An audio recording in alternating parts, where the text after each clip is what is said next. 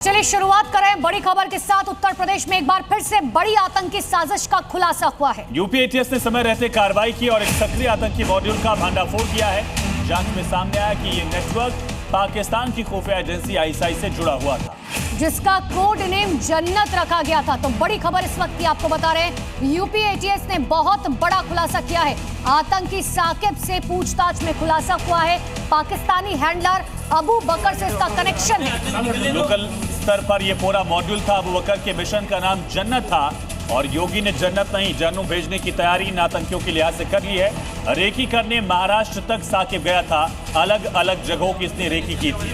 तो कई शहर हैं, दिल्ली, मुंबई और तमाम ऐसे शहर जहां पर इसने रेकी की थी। बड़े आतंकी मॉड्यूल का खुलासा यहां पर यूपी एटीएस की तरफ से किया गया है। अबू बकर के मिशन का नाम जन्नत था। देखिए यूपी में मुनर का आतंकी मॉड्यूल कैसे चल रहा था, ये समझिए। तो उत्तर प्रदेश के शामली से लेकर मेरठ, बिजनौर और फिर पूर्वांचल में कुशीनगर से संदिग्ध आतंकियों की गिरफ्तारी हुई। और ये यूपी में मुनर का आतंकी मॉड्यूल देखिए, शामली, मेरठ, बिजनौर, कुशीनगर, यहां तक मॉड्यूल फैला हुआ था। लेकिन उत्तर प्रदेश में रहना है तो अपराध से तौबा करना है।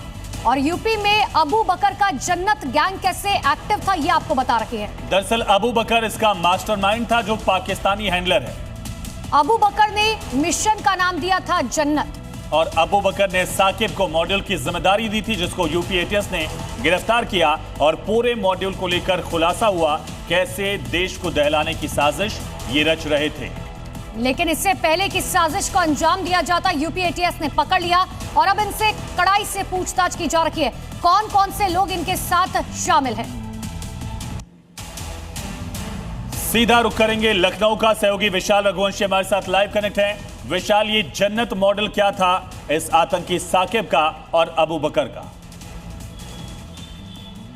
देखिए, अबू बकर पाकिस्तानी हैंडलर है और आईएसआई के लिए काफ़ी लंबे समय से जो है आतंकी गतिविधियों को भारत में अंजाम देने का काम करता है। और इसके लिए उसने अलग अलग टीमें बनाई हुई हैं।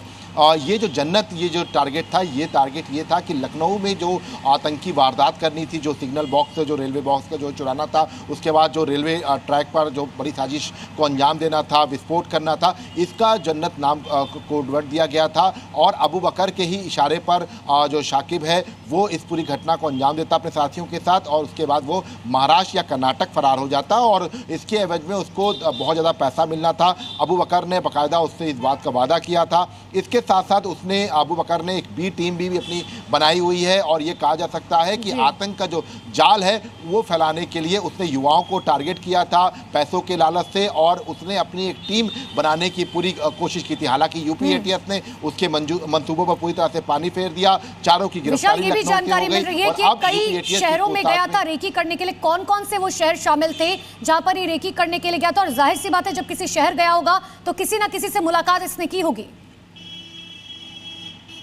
देखिए बिल्कुल, ये जो अबू बकर ने जो बी टीम बनाई थी, उसी के जो स्लीपर मॉड्यूल थे, उनकी तलाश अब यूपी एटीएस कर रही है, क्योंकि यही लोग इनकी मदद करते थे। जो तमाम जो एनसीआर के 12 जगह थी जहां चिन्हित किया गया था, इसके साथ साथ यूपी के जो तमाम जो महत्वपूर्ण जगह है वहां पर रैकी की थी।